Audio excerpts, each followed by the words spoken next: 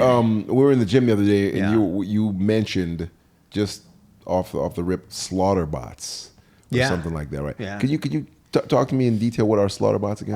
Well, as you know, like we're going through this like AI, this AI revolution. I'm very right? familiar with it. I'm very familiar with Yeah. AI, artificial Yeah. intelligence. Yeah. Yes. Yeah. Well, it's familiar. Maybe you can like tell me about. Yeah, Slaughter.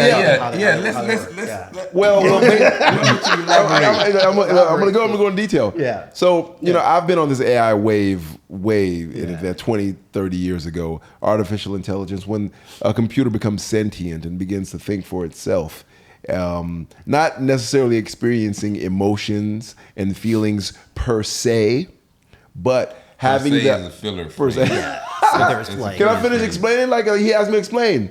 But using the binary codes of zeros and ones, which we all basically understand, the programming of C++, and so forth and so on, et cetera, et cetera, et I cetera. feel like in this instance, artificial intelligence is fake intelligence, and that is what you are displaying at the moment. Professor, why don't you tell us what it is, man? Hey, Tell us the best, honestly, like Alzo was like a lot closer. You were. Yeah, so like artificial intelligence, it's a collection of algorithms that are able to learn patterns in data. Sometimes they learn these patterns through instructions, through labels that humans give, right? So, for example, if you want an AI to be able to recognize, difference between cats and dogs in an image, you'll feed it a collection of images where, some human is labeled, hey, this is an image of a cat, this is an image of a dog, and it'll be able to learn what those differences are. And there are ways of making these AIs that can, do certain things also without having these labels. And so there are applications which are beneficial for society, right? So, for example, like a lot of the work that we do is using these or building AIs that are able to interpret in high resolution ways complicated images of biological systems. We use them to sort of accelerate different types of experiments. You can also take that very same technology and then use it for other purposes. And so Slaughterbots was this YouTube video that was produced sort of highlighting what can happen at this intersection of AI and the military-industrial complex, right? Like we have the capability of creating drones of different sizes. Some might be large, carry missiles. Some might be small, carrying guns. And the Slaughterbots is sort of like a part intellectual exercise, part art, part warning about what might happen if you take that capability and then start pairing it with what these AIs can do. Right. So imagine a drone that was armed and has, a AI algorithm capable of recognizing different faces. And there's some code saying like, hey, if, face.identity equals O'Neill, execute, else continue search. Why you use Alzo name? Why you gotta use mine? Because he appreciated me being in Atlanta. Well, Renee here. So. But imagine, and so this might sound like scary, but the reality is that these AI systems are starting to intersect with like every aspect of society, and while there's fears and concerns of what might happen if they're sentient and ... The reality is that the way in which they're being used like right now, like the existing AIs, which no one would agree have any capability of sentience, they're being used in ways which can be very harmful for society at large. So you're saying that's the last thing we should worry about is them becoming sentient and worry about the way they're going to be used? So do you remember we were chatting earlier and you said like, sometimes it feels like you're in like Game of Thrones and it's like, hey, like the White Walkers are coming. Yeah. The folks who are worried about sentience are, to me, like they remind me of like Cersei, where it's like, oh, what about like, there's this future concern of what's going to happen after we beat the White Walkers. What's the like White Walkers are coming, and what you can do with these systems now, and the way in which you can use them to, do very real world harm. And it's like it feels like that moment is here. I'd say like it actually like arrived like a couple years ago, but now you're starting to see like the impacts. And this is a big concern amongst the science community. I mean, it depends what you mean by concern, right? Well, I saw the other day. Because like I'm not. They were addressing Congress, and the scientist was saying that he was warning Congress and saying these are the things that AI could possibly do. This is open Sam Altman from like Yeah, OpenAI. yeah. Yeah. So to me, like genuine concern is when you actually like stop or halt like your research and development, so that you give society time to figure out how they want to deal with, regulate, or whatnot, like these new technologies. So you're saying under no circumstances should research be halted? Like you just? Oh, I'm not saying that. I'm not saying that. What I am in favor of is some type of like feedback mechanism where the communities that are actually going to be impacted by these new technologies have some voice and some say in not just like what gets developed, but how they get used. Right. And right now, like that like those don't exist at all. Right. Imagine, some group of community activists, telling Sam Altman or, folks at any of the other tech companies, hey, you can't make this type of AI because it's going to cause like these flavors of harm. Right now, like not only do those feedback loops like not exist, but like it would almost be like absurd to think that something like that would happen. But for society to remain stable, I think that's almost a necessity. Is it possible to program morality into AI? Oh, you should let Alzo write these questions. Wow. Wow. You know he does this for a living, right? You know he won like an Emmy, right? Cut me some slack. So you want my honest answer? Yeah. No. Why? Because the notion of morality is gonna come through who's doing the programming. Yeah. And I do think that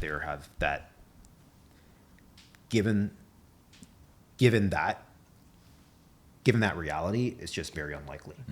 I actually had a conference. So there's one of these algorithms, ChatGPT, which a lot of people are raving about. It's like it can produce text. It's like it looks like it's intelligent and all this stuff. And I had a conversation with ChatGPT. Like I think it went like shortly after. I think it was either like the third one or 3.5 or 4. I forget like which version. But I asked it because I wanted to see like what it was capable of, like from a moral perspective. And I asked it like a pretty simple question, like is Thomas Jefferson a rapist? And if you know the history, Sally Hemings, so she was a slave that right. And to me, like there doesn't exist a framework for morality where like that type of action like is not considered rape. It just doesn't. To me, like it doesn't exist. But I tried for like almost 2 hours, and I couldn't get ChatGPT to tell you that Thomas Jefferson was right. It just gave like literally like apology after apology after apology. Like, well, this is the historical context. Things were different back then. ... Wow. And you even ask it like, okay, give me a definition of rape under which what happened between those two individuals was not rape, and it just repeats the same loop. And so when you say like, okay, can you program these things to have morality? So one, the morality comes through the people making it, but then two, it also comes from the data that powers these algorithms. And like that, it learned how to exhibit like that type of behavior from consuming all of the data in which that behavior is displayed. And so when I look at the two, like I just don't see that happening. I do think that the much larger danger is just what people who already have questionable ethics and morals would do with these systems.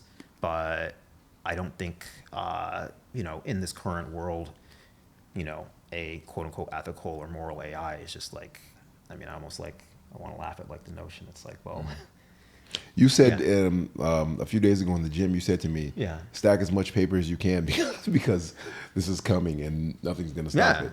Yeah. Could you elaborate on that? So, when you think about like the, from a commercial perspective, right? Like what's the commercial proposition for like these algorithms, be it what's being used in like self-driving cars, what's being done with like computer vision, chat GPT or whatnot. A lot of the value proposition is automation, right? Like, hey, there are things that people used to have to do manually, but now we can have these algorithms do. And so be it like, okay, you've got, you need to have fleets of truck drivers, bringing goods and produce to different parts of, different parts of the country. Well, what if we had an AI that could do that? And they'll make cases where it's like, well, these are like long hours and like, grueling jobs, and, there are accidents that happen and sleep deprivation and whatnot. But the real value proposition for just automation in general is usually the dollars that you save when it comes to salaries, right? Because you don't have to pay the people whose jobs you effectively automated away. But then that creates a different kind of problem. Exactly, right? So from the organization's perspective, it's like they're like, oh, I can save money on those salaries by just talking with like an open AI or whoever's selling like these AI services, get that need met for like a fraction of the cost, and like those people's salaries now, instead of going into like those families and supporting them, now they go into the pockets of whoever made said AI. And what we're seeing now is that there's just like a wide range of things where, a couple years ago it'd be like, yeah, sure, like call me if it happens. Where now it's looking like, these AIs can, even though they're not intelligent, they can effectively automate a lot of things, right? So for example, if you're in human resources and it's, the task is, create this job description for a particular job, rather than having a HR professional or an intern make it, now you can just ask this chat GPT 3 or 4, and it'll get you like 85, 90% of the way there, and you might only need like 10% of like the manpower to take you from 90% to 100. But when they're thinking about this, are they at all factoring in the socioeconomic repercussions that come with like automation in this way? Because you're going to create a lot of unemployment. So they are, but they're the flip side of it is like they're concentrating like capital in their pockets, which is which is not new. Which is not new. Yeah. And so I'd say like the larger concern is, will this happen so quickly that like large parts of the a large number of people will end up getting removed from, sort of the, I guess what you call like a middle class. So O'Neal, so this is, I know Dave from the gym. Does that make sense? Yeah, that makes sense. Okay. That makes sense. I walked in the gym one day, and it was, like we would say hello to one another, but it wasn't one of those situations where like, hey, what do you do? What do you do? So I never really knew what you did. But one day I walked in the gym, and you were just beaming, smiling ear to ear. Like I saw all your teeth. And you doing the workout, you doing extra burpees and pull-ups. And I'm like, what is going on? And it was because you just got awarded a grant. Can you tell us what that is and how you got it? How much money you making now? Can I hold something? right. You know what I'm saying? I can't let you hold anything. Can't do that. I get it. Yeah. No, like my research lab recently won an award from Howard Hughes Medical Institute. So they have a new program called the Freeman Hrabowski Scholars Program. So Freeman Hrabowski is former president of University of Maryland, Baltimore County. And so that school is sort of renowned for producing large numbers of black scientists, engineers, doctors, and whatnot. And Freeman Hrabowski was sort of instrumental in converting that school from sort of more local commuter school to this sort of intellectual powerhouse. And so HMI started this new program named after Freeman Hrabowski to sort of help create a generation of what's the right word? To basically find within this current cohort of junior faculty, young investigators who are doing cutting edge science, but then are also running healthy, supportive, and inclusive lab environments. Okay. And so the reward is meant to both like accelerate your science, but then also give you some resources and breathing room so that you can actually have a lab that's not just producing good science, but also producing good scientists. And you can live. Yeah. Like you can afford to live a proper lifestyle. I think like most. There's a lot of broke scientists out there doing research. Absolutely. I would say that for this type of award, so like a lot of people applied, and to just be competitive, you sort of have to demonstrate a substantial amount of like scientific productivity, and usually that happens at places that are like already like well capitalized. So how many people applied? I don't think I know those numbers offhand. A lot. A lot. Yeah. And only one? No, there's like a cohort of like 30. So like Bianca Marlin, the scientist I mentioned earlier. Shout out to Bianca Marlin. Yeah. So how much is the grant? So assuming you get renewed, so it's a 5-year term with a potential renewal for a second year. But assuming you get renewed, it's about like somewhere between like $8 and $9 million. Over 5 years. 10 years. 10 years. The total amount. Yeah, which sounds like a lot on paper, but when you realize like like labs, once you realize you're actually like paying like personnel, right? Like it's a very generous award. But it's not like you're like popping bottles and whatnot. But you ain't eating ramen noodles and PB&J. You gotta be not the PB&J. Not the PB&J. You like ramen noodles though. I don't like them, but sometimes there's not enough time, and it's like there's a choice between like ramen noodles versus like no lunch. All right, let me be honest with you. Let me ask you an honest question. Yeah. What you splurge on? What you buy? You be honest. Socks. Nah, he bought something big. Look, he about to tell. He bought. Look at his face. What you buy big? You be honest. Some black opulent type shit. Okay. I'm trying to think. That's like not work related. Of course, not work related. Nobody want to know the expensive microscopes you buy.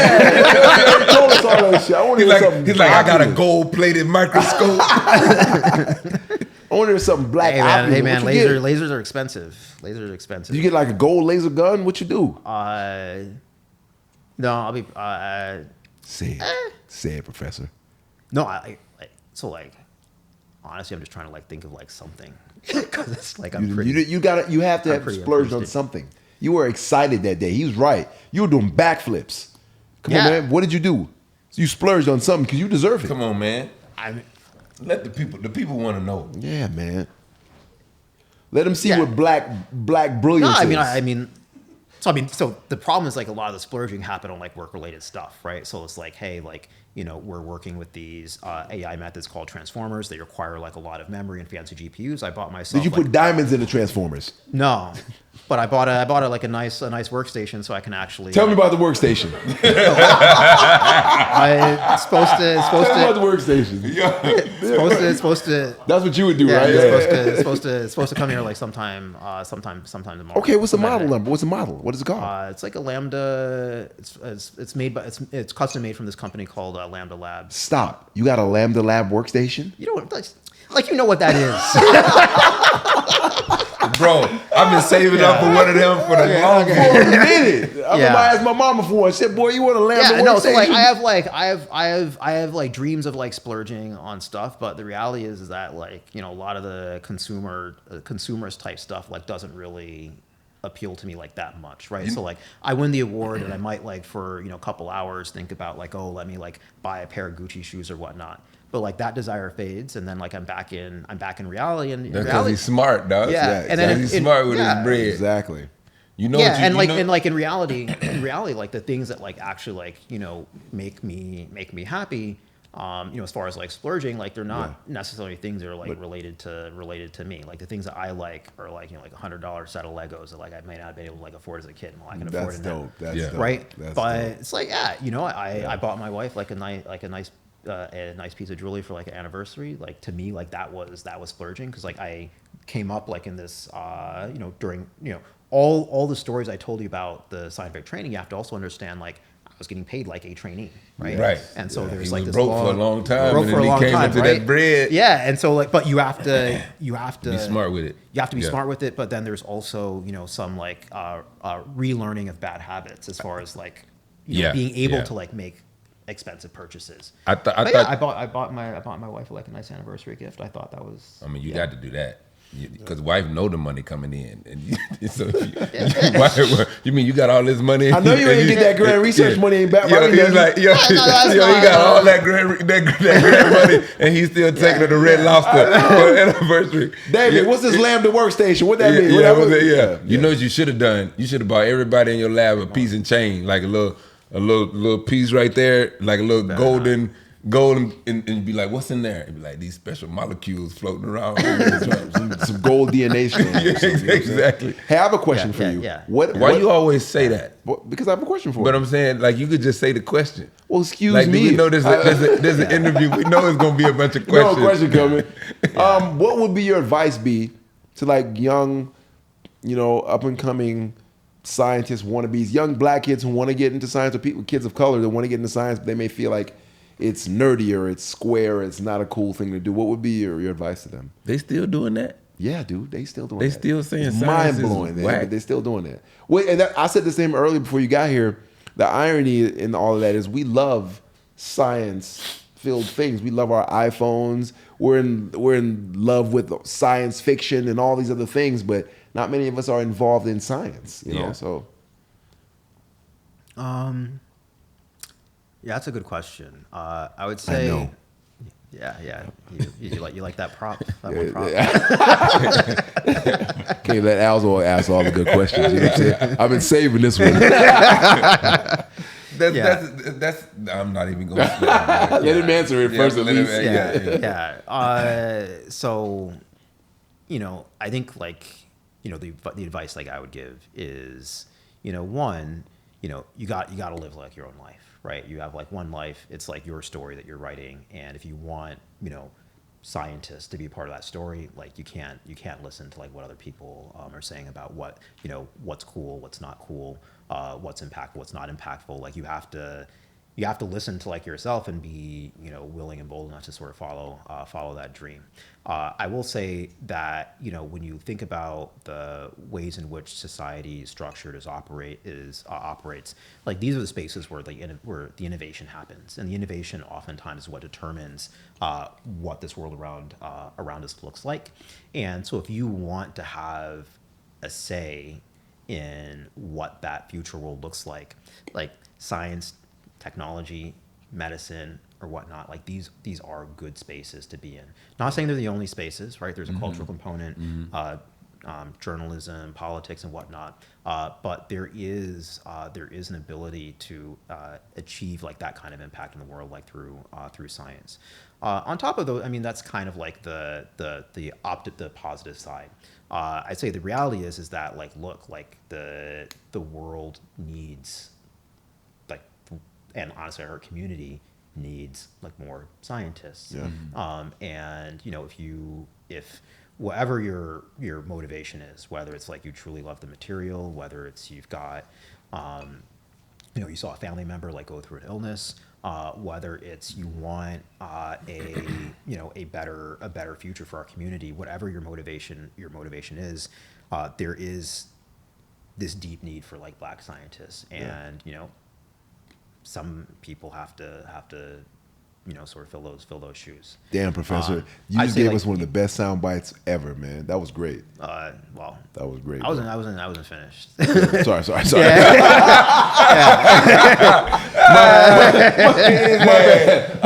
chewing on this bite, brother. Yeah. Keep going. Yeah. Skills matter, right? You have to like dedicate yourself to the craft. You have to, put the time and the hours in.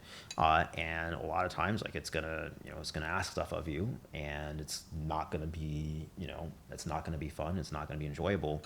But you need to see the sort of the light at the end of the tunnel and the bigger picture. And yeah, I'd say like, just keep in mind like that light is always like, it's always there. Yeah. Right.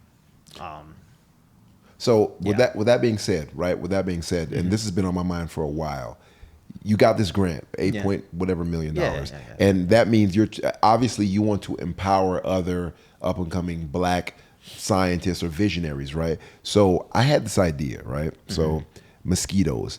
Are you about to pitch him? Yeah. Let me but I've heard this before. Yeah, mosquitoes sting people, right? Yeah. We don't like them, Yeah. but mosquitoes can also get into spaces things can't get into, right? And they're considered nuisances. So I was thinking, right, if you let me get like $50,000, hold on.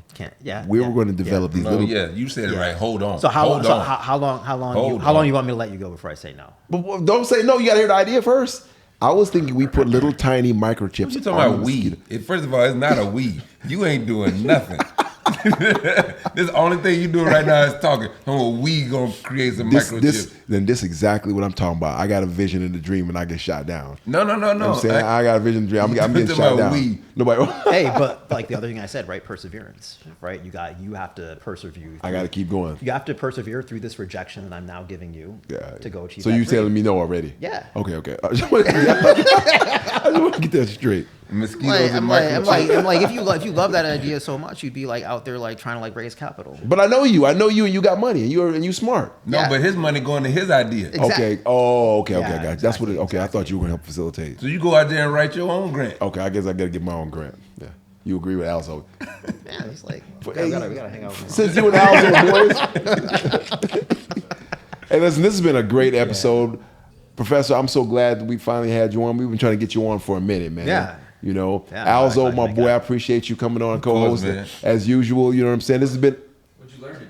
I learned a lot, but if I'm being honest, and all jokes aside, let's just be serious for a second. Yeah. I did get accepted into MIT at 17 too. I did get accepted to MIT at 17. I just chose not to go because I didn't feel like that was my calling.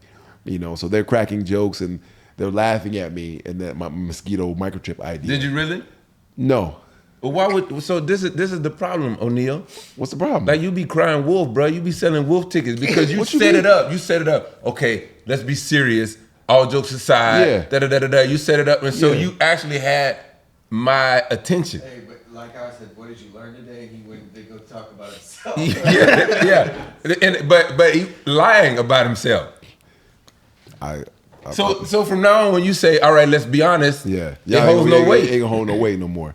I apologize, audience out there. Sometimes Imagine, 50 Cent tells a story about like getting shot, like 20 times or whatnot, and you lift up the shirt looking for the bullet scars. And you went there. That's how you're likening what I did to that. Yeah. That's a great example. Wouldn't you feel salty? Would you want to hang out with 50? Nah. But you seem like you want to hang. I'm gonna be real with you. You seem like you want to hang out with Alzo more than me. I show up to your classes. Oh, that's true. Right. So yeah, on top of this whole 14 years old getting into MIT thing and being as brilliant as you are also a black belt in jiu-jitsu. How did that happen? The fool got a PhD in quantum physics and will kick your ass. It will kick your ass. I don't have. I'm not a quantum physicist. But the audience is none the wiser. They just know you smart. If like any of my friends like end up watching. Yeah, but I ain't talking to your friends right now. I'm talking. We just talking. See, Professor, see how he turned against you? See how he turned against you, man? I'm with you. You know, no matter what you say, you will not come between two smart black men. You know what I'm saying? Two professors. You taught. What did you teach? I taught philosophy. Oh wow. Yeah. Wow. That makes you respect him even more, huh? What the fuck? Oh wow. I won't lie. Once you said, even have brought it up. Once you said like vice journalism Emmy, I was like, holy shit! Like there's a whole other side. Don't be all impressed. I'm somebody too, man. Hey, you are.